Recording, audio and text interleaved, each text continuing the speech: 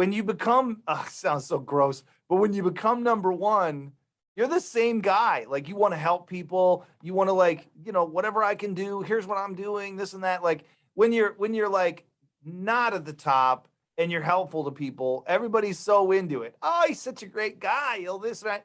But as soon as the stuff actually works that you're applying and you rise to that level where you get noticed, all of a sudden everyone's like, oh, he's such an a-hole.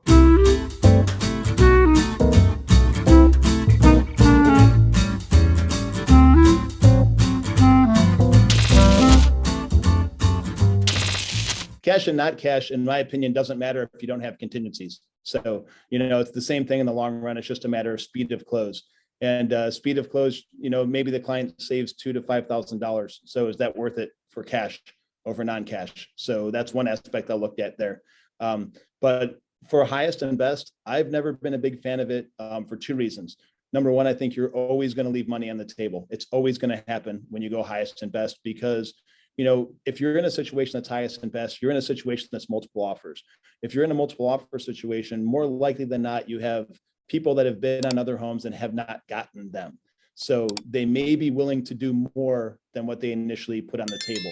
And that's communication with the agents coming through there. So that's the very first thing where I'll say no on highest and best, because I'm going to say contact all the agents, talk to all the lenders, right? Call everybody that's involved on that side for every one of those buyers and find out what the situation is. I've had a buyer come from 8th place to 1st place in those situations. So, you have to do your due diligence for the client. Don't leave that money sitting on the table. I think that's so critical. And that's probably one of the biggest soapboxes I'll stand on. Let's talk, if we can, about culture then. Okay. Mm-hmm. So you bring on people. How do you know how many people to bring on, and how do you determine who's the right fit? I feel like I know a lot about this too, but I'm going to give it to you. But how do you feel like you've got somebody that fits into your culture or not in your culture? And what moves do you make if for one situation or the other? For sure. That's a great question, Eric. I really like that one because I've put a lot of time trying to do that. I think this again goes into started way back in from, being coaching sports, right? Because the effect of having particular players on the team, how that affects the team overall, right? If you have the rotten apple or you have the team leader or, whatever you have that brings that out there, everybody's got to kind of unify. And if everybody unifies, you're in great shape. So I think that culture first starts from the top, right? You've got to be transparent. You got to be real. People know who I am, so they know the person I am. I don't hide behind a mask or pretend I'm somebody else. So everybody knows who I am. And so that comes out, I think, very importantly for people. And then when people come on, growing as a team leader, this is fun, Eric, is I pretty much just hired everybody that I liked. So that's how I started, right? So I started and I came from some challenges in my life and background, and some pretty significant hurdles I had to get through. And when I saw people that had these own challenges and own hurdles, to me, it was like, well, I can make them successful because I did it. Right. And I didn't really dig too deep into what's their makeup and who are they and, all that kind of stuff. So I learned through a lot of that and found out, well, some of those problems were created because of certain reasons. Right. Mm-hmm. And so you knew that wasn't a fit for your team. So you look for those people that have great ethics, that have the ability to work together as a team. I even for a while was looking for people that used to be competitive athletes because I knew that they would work together as well as a team. I know people have done that route before. Yeah, it makes a big deal. There was a whole write-up in it, and I can't remember what magazine, one of the big business magazines, probably about 6 or 7 years ago too. And I thought I was like, oh, that's amazing. I love that. But that was a big piece that I looked for. And then I'm looking at culture off the bat. If I see anything that is any level of ethics or, culture that's not good for the team, or you have that rotten apple that's in there. Because as a team, we're together a lot. We do a lot of Zoom calls, in-person meetings and stuff, right? If there's somebody not setting the tone, then that's really a bad part. You've got to take that person out of the equation or you're going to have like significant damage. So coming through there, if you've got that behavior, you just got to address it right off the bat and, not in front of everybody, right? First of course. Behind the scenes. And then if it's still there, then you just correct it. There was a year and a half ago, I let my top producer go, and it was just because of that, because things weren't eye and eye with what we were trying to do with the team. So it was like better for the team to let him go. Yeah, me personally, I look for talent and Mhm. teamwork. Those are my two big things.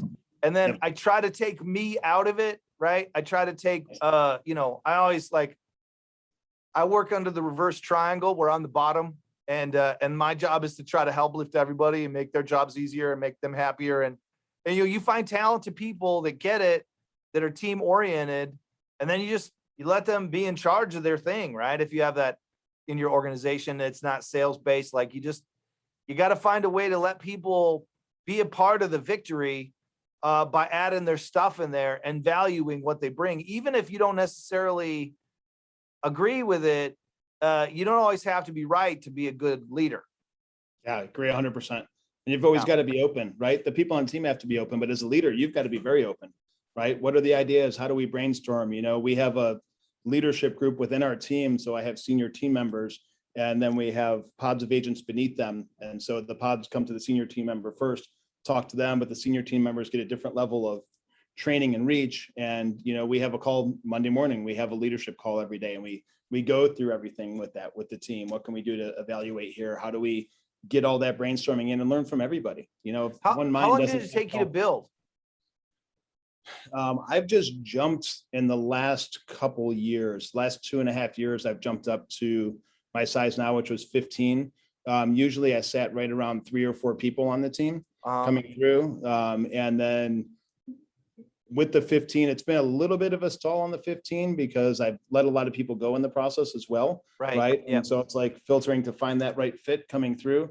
And it's gonna be bigger. So we're already in the process of making that happen. But it's fun hurdles. I mean, we go from being good salespeople to all of a sudden running a company, right? It's an interesting dynamic.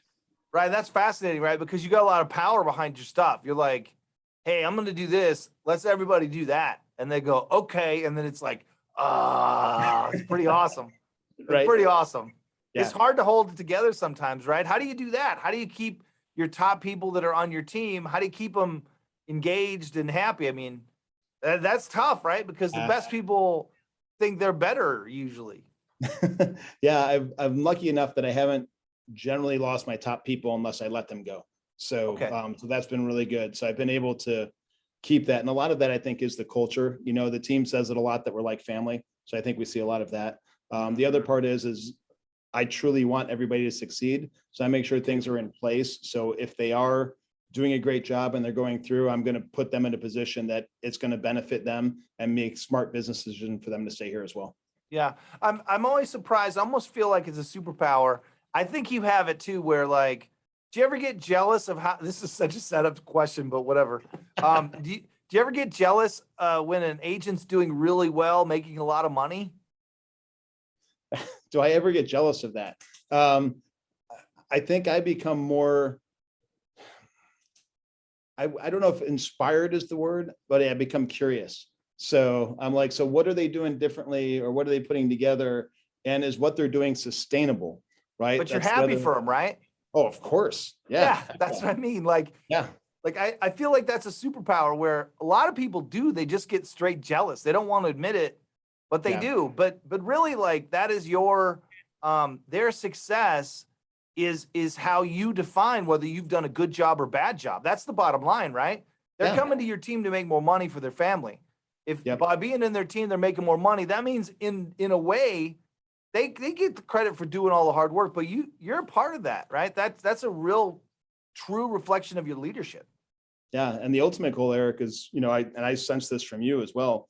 The ultimate goal is that everybody on my team outperforms me. That would be the ultimate goal. I would love to see that. So that's the piece. And that's, I think, where you feel like you've really pulled it off when you've hit to that point that you've got, people outproducing you on the team and just, lifting everybody to a whole new level. It's a beautiful thing. Yeah. I always feel like, and this is true of everybody, I want them to work harder than they've ever worked, be happier than they've ever been, right? And achieve more and earn more than they've ever earned anywhere else ever. That's sort of my team mantra. 100%. Yeah. Yeah. And it's just, and I think that rolls into the real estate and mortgage aspects of it too, because when a customer buys a new house, or the first time buyer, step up buyer, doesn't matter. and then they sell that thing for 100,000, 150,000 more. Oh man, that's the Right? best feeling in the world that you were a part of that, right? No question. Yeah. It's Yeah. so Always fun. feels good. What's your favorite part of the real estate game? I think it's twofold, and they're both completely different animals. One, I think you just hit on it when you see that big victory for the client, and I always say it always sounds cheesy, but it's not. When you see the smile on that face, when you see them dancing in their new house, or you see them excited that, they just hit a great sales price that they didn't expect, and they're able to do things that, make them really happy or accomplish the goals that they want. That's, you've just made a difference, right? And Yeah, that's the whole key, right? A commission is a byproduct of that. It's not commission focused, right? totally agree with you. It's the byproduct of that. The second part for me, outside of that service for clients, is just negotiations. I love to negotiate. And for me, that's just it's a whole game, right? It's a whole poker game. It's a whole, understanding all the data and the nuances and the communication style of who's on the other side of the table and all that kind of stuff. I love those. And negotiation is always a win-win for everybody, but it's still, how do you make everybody happy and everybody, likes the result at the end of the day? Yeah. And just for the record, I can tell you're a very good negotiator because you're a super clear, crisp communicator, right? Most people that are as straightforward as you are, and you're able to get your ideas out like bink, because succinctly, they're aggressive with it. They're like mean with it, but you're not. You just like you float it out there on a little cloud, right? Let people take it in. It's nice. It's nice. Awesome. What's your Well, least favorite part of the business? um, that's interesting that you say that, because I think the least favorite part of the business from running a team is when you feel that you failed people because you couldn't help them help themselves. I think that's a part that's a difficult thing, which you can't always do. And I think the other part is that, and this is the part I've made great strides over the last few years, is to be yourself and to let people see who you are, right? When people see me outside of work, I don't look like a realtor. And so when they see that flip side, to be able to be comfortable with that and go through that and have people always appreciate you despite, right? You're not different because of a level of business. You're still the same human being. And I remember the first time I had reached, a certain level in our company, and all of a sudden I was like, wow, there's people that like don't like me now and like talk shit about me and all that stuff. And that hurt, because I was like, what happened? What did I do? Yeah, Right? that's surprising. Yeah. So that part, that bit me. I think that's my least favorite part, is the misconceptions of people because of success. Well, I mean, I don't think anyone talks about this, but it's true. I've felt it too. When you become, sounds so gross, but when you become number one, you're the same guy. Like you want to help people. You want to like, whatever I can do, here's what I'm doing, this and that. Like when you're like not at the top and you're helpful to people, everybody's so into it. Oh, he's such a great guy. This and that. But as soon as this stuff actually works that you're applying, and you rise to that level where you get noticed, all of a sudden everyone's like, oh, he's such an a-hole. This guy's always, he thinks he's so much better than everybody, right? I was surprised too. Like, I was surprised how much hatred there was for the top people. And it's hard because you can kind of like, you kind of can get jaded, like, wait, what? Maybe you should get off your ass and work a few harder days, as well. Like you can't help but like in your head, you're just like, Yeah. right. So Exactly. how do you do that? How do you, once you get to the top, how did you do it where you get to the top, you stay at the top, but you also stay rooted in the things that got you there? Yeah, I'm a very, very positive person, and I always make that focus, right? I live by a series of affirmations. I live by good intentions, always wanting to be in a good place, not giving bad thoughts or bad things any power, right? You come through there and make sure that you're here for a reason. You're doing a service for people. That's important as well. I also think I have one quote that comes out of a song that I love to share. It's up here in my office, and I've got it in my home office as well. It's artist named Aaron Lee Tasjan, and the song is called Success. And the quote is, "Success isn't about being better than everyone else. It's about being better than yourself." And I think that's a big piece. When you're self-driven and you're not comparing yourself to others, and that just becomes, what can I do to improve this area, this area, this area of myself? I think that's what helps define everything. Because if it's just you comparing against yourself, then, the sky's the limit. That's a very wise and great quote, because it's true in all facets, right? So sometimes real estate agents will watch the show, but there's a lot of non-real estate agents that are watching this, buyers and sellers, people that are interested in real estate. And it's like, you can apply that no matter what you're doing, right? Whether it doesn't matter what you do for work, it works no matter what the situation, self-employed, working for somebody else, real estate agent, non-real estate agent, it doesn't matter. Yep. It's really, really smart. So, okay. So, one of the things that you have to do in order to become a little more successful, at least I found, is I got to get out of my own way a bit. There's a lot of personal things that I had to, like, ways that I think it is. Oh, you know what it is? Like this. And it's like, no, you're an idiot. It's not like that. You should just, like, less me seems to generate more opportunities. So, yes. What personal qualities have you had to face, change, pull back, amplify, that have helped you in your journey of success? Yeah, I can nail that one on the head. When I used to have to interview for jobs back before this business. Well, I guess we still do every day, but it's beside the point.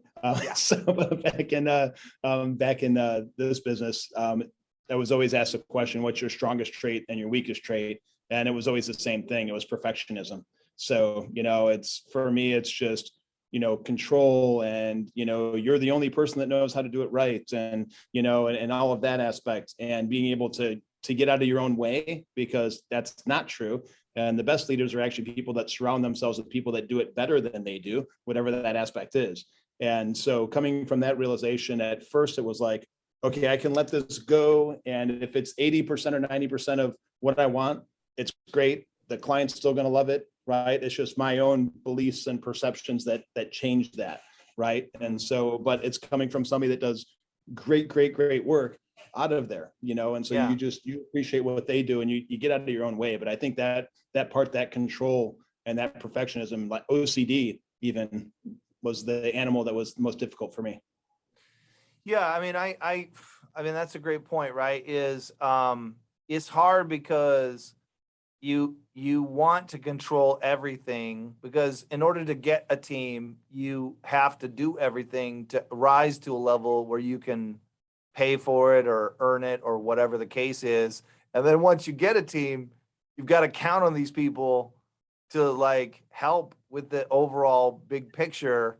And also there's a self-consciousness about it. Like somehow you're not as awesome if you're not doing or touching every little thing. That's really hard to get rid of in real life. I mean, in theory, it's no problem. Just delegate and blah, blah, blah.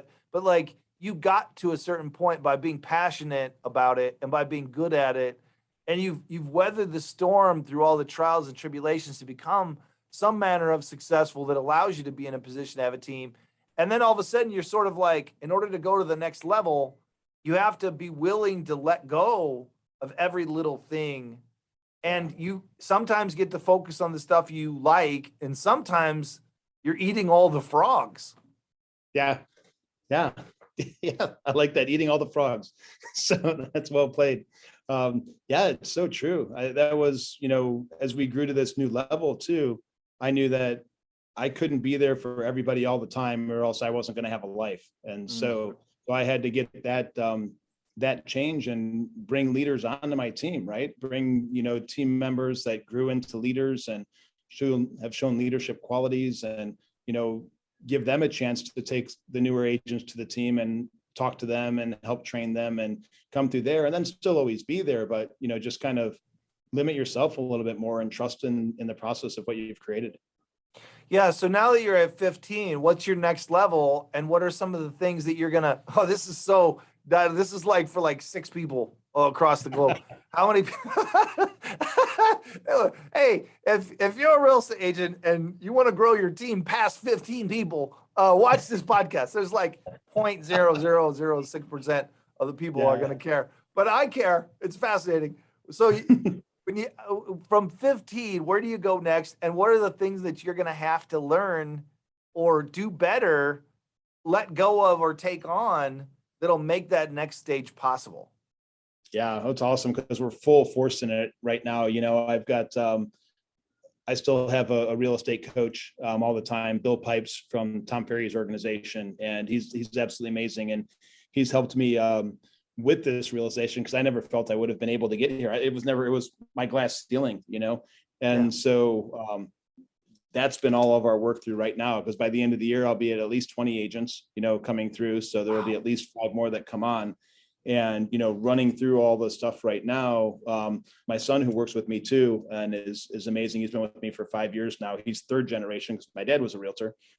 We're sitting down right now and totally revamping and actually creating a whole new onboarding and training system, right? That is more, here's the video link for this. Here's the video. Here's where you go into here. Here's, you know, do all of this stuff. And then let's huddle up after you see all this, right? So, and systematically, the first 4 weeks, here's what you're doing. The second 4 weeks, here's what you're doing, right? And putting all that in perspective. So it really becomes a plug and play for the agents that allows them to be more productive and not have to chase us down, and us not have to, you know, hound them as well. And having the pod leaders, you know, involved in that as well is a big part of the process. Is this the same son you kicked off the team? It is, yes. Full circle. That's full circle. Yeah, full circle. Now he's a leader on the team. What? That is great. Yeah, that's awesome. So look at him taking on cool. leadership now. That's awesome. Yeah, and he's doing a great job at it. It's pretty amazing to watch somebody in his shoes. He's, you know, he'll be 27 this year. Jeez, don't you hate it when you start to get older? He'll be 27 this year. And if you talk to him, it's like a realtor that's been in business for 10 plus years. And, you know, and he's a great leader on the team. And it's just an amazing thing to witness. Yeah. I found that, again, you know, this is, I'm going to call this the microcosm. Like there's only a couple people that like get this, but I found that I get older, there's just stuff that I don't get. So many times we've done a thing, we create a thing, or we're doing a thing, and I'm like, I don't understand this at all. And I've got, you know, I've got people that are much younger on my team, and they're like, no, this is cool. And I'm like, really? They're like, oh yeah. And we go with it, and it's amazing. It's amazing. So I probably look way more like, God, this guy's he's really got it going on. Nope, it's not. I'm just still like an old dude, thinking like an old dude. But being open to this, you know, bringing in youth and bringing in different people from different backgrounds, it's really quite enjoyable, right? When you have all this diversity and all these different ideas, I feel like it would be exhausting to be the creator and developer and all this of everything that is everything. Yeah. It would just be exhausting. Yeah, without a doubt. And you wouldn't do it well, right? Because you can't. You're good in your tunnel, you know, and you might be good at some of the peripherals, but your tunnel is where you excel. So focus on your tunnel. Once I started becoming successful, the first thing I realized is I needed an assistant. So because I was just buried in, you know, I had 3 kids and, you know, a lot of stuff going on through all that. And I wanted to be involved in all their stuff. So I knew an assistant needed to be in there. I started with that. And then the other big part, I think, on stepping up from there was that realizing if you're hiring an assistant, you're hiring the right one, right? Because, you know, the first assistant that I hired, you know, I was like, well, I want them to do the analytical stuff and the database, and I want them to do marketing. And, you know, and then I'm like, well, wait a second, that's actually 2 different people. They don't think the same way. If you have somebody that's analytic, they're probably not very good at marketing. And if you have somebody that's really good at marketing, they're probably not really good at working on your database. So it was being able to say, okay, now I know I need 2. Even when I started, it was like 2 at part-time, right? Until they kind of built from there. So I think that was the key. And then bringing on the agents on the team. Some people like to bring on buyer's agents, you know, to come through that part, to take that away. You know, I think that's a big factor if you have one directly working with your particular clients, yes. I think for team members, when they're working with all of the online leads and open house leads and door knocking and all that kind of stuff, I want them to be well-rounded. I don't want them to just be buyer's agents. I want to be an everything agent. So, That's right, you smart. want both sides, right? But I That's think very generous of you too. That's smart and generous. thanks, That's Erik. rare. And That's rare. yeah, thank you. So, I mean, my name's still on everything, so we want, still take it there. The name still Well, sits on hey, everything, you know what? You got to get it somewhere. You got to right? get it somewhere. Yep. But I think I think on those aspects, but I think the most important thing for a newer agent is following a schedule. So critical. And a lot of people get into this business for freedom. There's no freedom in this Yeah. business.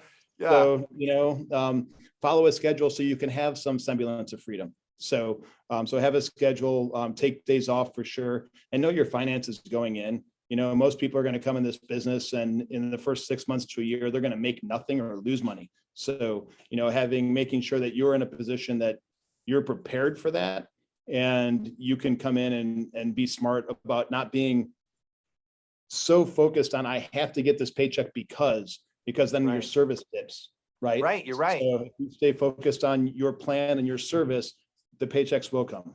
What's the best way when you have a situation with multiple offers and you're selling a property? Should they use highest and best? What's the best way to get the most You from set the that one up, potential Erik. buyers when you have a multiple buyer situation? Some of them cash, some of them not cash. Perfect. You really set that one up. I love it. Cash, Well, yeah, cash and not cash, in my opinion, doesn't matter if you don't have contingencies. So, it's the same thing in the long run. It's just a matter of speed of close. And speed of close, maybe the client saves $2,000 to $5,000. So is that worth it for cash over non-cash? So that's one aspect I'll look at there. But for highest and best, I've never been a big fan of it for two reasons. Number one, I think you're always going to leave money on the table. It's always going to happen when you go highest and best, because if you're in a situation that's highest and best, you're in a situation that's multiple offers. If you're in a multiple offer situation, more likely than not, you have people that have been on other homes and have not gotten them. So they may be willing to do more than what they initially put on the table. And that's communication with the agents coming through there. So that's the very first thing where I'll say no on highest and best, because I'm going to say contact all the agents, talk to all the lenders, right? Call everybody that's involved on that side for every one of those buyers and find out what the situation is. I've had a buyer come from 8th place to 1st place in those situations. So, just you have to do your due diligence for the client. Don't leave that money sitting on the table. I think that's so critical. And that's probably one of the biggest soapboxes I'll stand on, is to do that. The other side to the highest and best, quite honestly, is in this industry, you're only as good as your reputation. And hopefully I'm allowed to say this in the podcast. If you're pissing off other realtors because you're not responding to them and you're not replying to them, and then you're just accepting an offer, and then you realize your client would have done more or done better and stuff like that, you're hurting your reputation in the industry. And you're hurting the offers that are going to come into your properties later. So just by reaching out to them and offering them, hey guys, here's what I got. If you want a chance, here's what it is, right? This is what you're going to need to do. Here's a multiple counter offer. If you're not getting a multiple counter offer, here's what you need to do to rewrite your contract, right? You need to be these terms. Here's my deadline, right? For everything.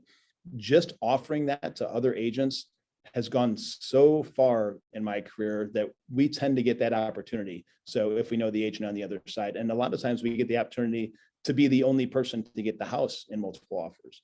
And I think in that aspect, you have to, you have to realize what you're doing. You've got to take care of your client, and you have to know that this is a small industry, no matter what. And, you're only going to be as successful as what your peers think of you. yeah, because in the end, it's a cooperative business, right? It's not just, you can't ram it through. Even if you're a seller's agent, you can't just dictate terms. That's going to come back around. I mean, There's only there's a million agents, but there's only a handful of people that are really actually doing business. And you're going to run into these people again and again. And the better relationships you have with the other side, the more likely you are to have a fantastic outcome for either your buyer or your seller. Yeah, exactly. Yeah. 100%. So 100%. And so take those extra steps. in my opinion, highest and best is the ultimate form of laziness. They just don't want to return calls. They don't want to do extra work, or they say, hey, this is great. We're all good to go. Yeah, that's perfect. Maybe something is better, through the process. And if not, you still have that thing that's great. Yeah. There's no downside to doing multiple counters is what you're saying. Yeah. And I think the other flip side is if you counter somebody and they walk away, they were probably going to walk away anyways.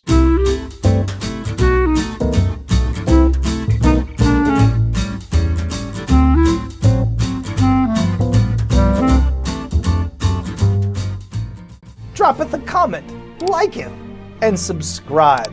Blah, blah, blah. Thee knowest thy drilleth.